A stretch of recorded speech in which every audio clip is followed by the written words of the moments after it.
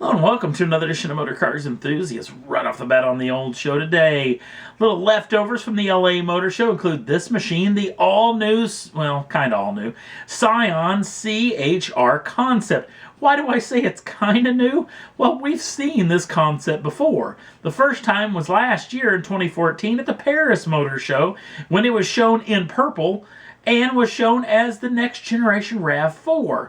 Fast forward to this year at the Frankfurt Motor Show in Germany, and this vehicle was in gray and again shown as a Toyota. Now fast forward to the LA Motor Show where this thing sits on the show floor as we speak in red, but now as a Scion. Now, Scion could really use a crossover. The hottest market inside of the automobile industry today, right now, is the crossovers, the SUV market. So they could really use a machine like this. Scion always been the little brother of the Toyota group, always a group that kind of lived in the shadows, and it was always put together as something to try to get the young kids back in with Toyotas, because a lot of folks growing up, especially the young kids coming up, came and saw that their parents driving Toyotas and didn't want to drive what mom and dad drove, so they actually left that brand altogether, and that's why Scion was developed. Now, it's never really caught fire with younger people or anybody in any way, shape, or form, even though I have to say that Scion's always had a vehicle in their lineup that I would buy, which is oddity, because there's a lot of brands out there I wouldn't buy anything that they built. So this is an interesting vehicle. Will it ever come to be? It's obviously way in concept form. Big wheels and tires, next to no mirrors on it, a lot of tints. But you could see a little bit of the design language, especially that nose, is very, very attractive. We'll have to wait and see if this vehicle ever sees the light of day in production or just continues on the show car circuit.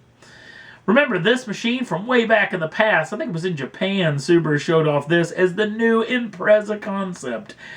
And then we got the last generation of the Impreza, which wasn't a bad-looking car, but didn't look anything like this thing. In fact, the whole world mouth agape, including and especially the fanboys who were clamoring for this gorgeous concept.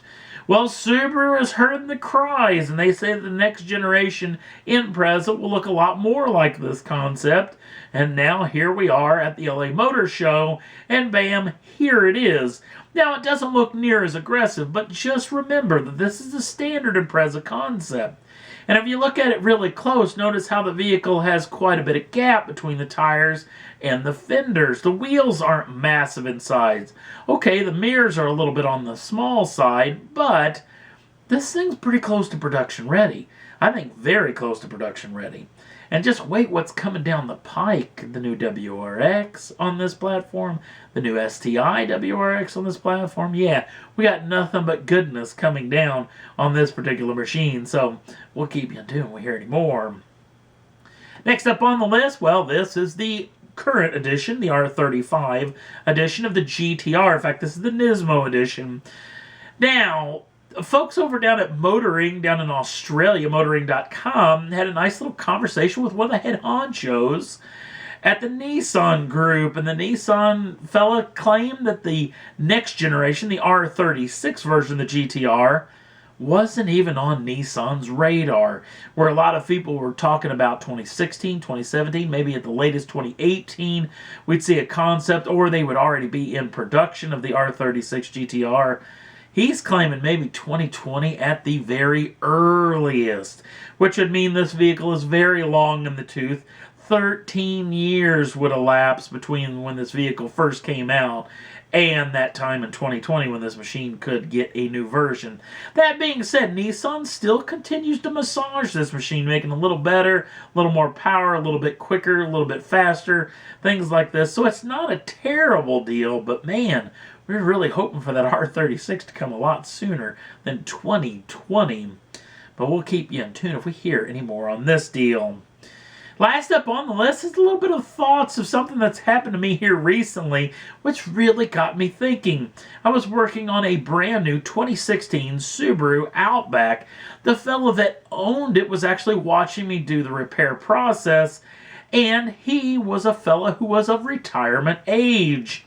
he was telling me how his granddaughter, maybe daughter, was hooking him up with Pandora inside of the automobile, and I was kind of poking fun at him that he was way more tech savvy than I was, because I've only come across streaming music over the old radio inside my automobile over probably this year.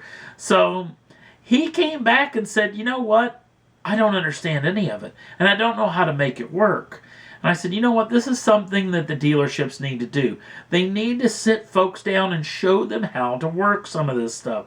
You remember when my Ford Touch and my Ford Sync came out, everybody was clamoring to get that deal, and then the Consumer Reports came back about how terrible it was, how the interface was hard to use and everything. Again, I thought, you know what, these people just need to learn how to use it, and having someone inside of the showroom to show you how to use all the functions inside of the vehicle, whether it be the nav system or the infotainment system, would be a good thing.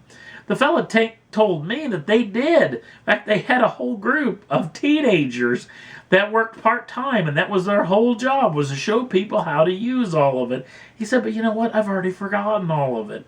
I made fun making a cheat sheet about this deal, but it just continuing to ram home that this is a situation where there comes a time in your life when technology kind of passes you by. You don't really care about it anymore. And I know that I'm right on that cusp. I'm right on that cusp of being too old for a lot of technology, but still young enough that I use a very good portion of it. So it became an interesting situation. Could manufacturers just continue to try to teach people? Or could there possibly be a vehicle that one manufacturer may build exclusively for the older set, a vehicle that's a little bit more simplistic in design?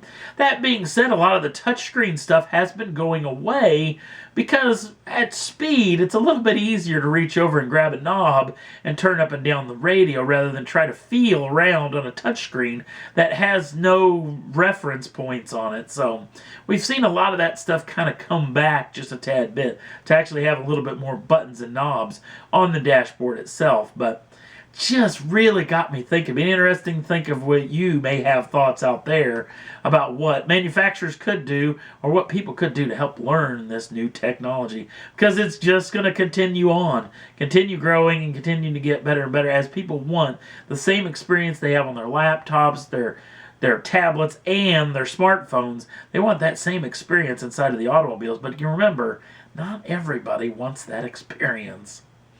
And that's all there was that I thought was worth talking about for this edition of Motor Cars Enthusiasts. Don't forget to like us over on the Facebook page and check out all the stuff we do over there. You don't even have to be a member of Facebook to check it out, and the link's right down there in the show notes.